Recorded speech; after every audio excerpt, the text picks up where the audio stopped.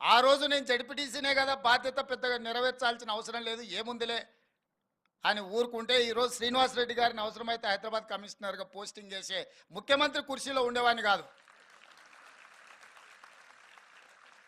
ఒకరోజు వారి దగ్గరికి నేను కాగితం తీసుకొని వెళ్ళిన, ఈరోజు మా ప్రాంతానికి అవసరం ఉందని.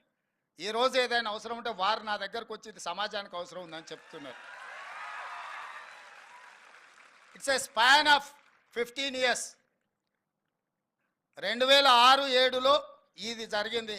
2023లో తెలంగాణ రాష్ట్రానికి నేను ముఖ్యమంత్రి అయినా. 10 సంవత్సరాలు 16 సంవత్సరాలు కష్టపడితే రాష్ట్రానికి ముఖ్యమంత్రి కాగలిగినాము. మీరందరూ ఎందుకు కాలేరని నేను అడుగుతున్నా. మీరందరూ కష్టపడండి, ఒక ఫోకస్తో పనిచేయండి. ఇక్కడున్న జితేందర్ కావచ్చు, లేకపోతే అవినాష్ కావచ్చు, సుధీర్ బాబు వాళ్ళ ఫాదర్ ఎంపీ, కానీ ఆయన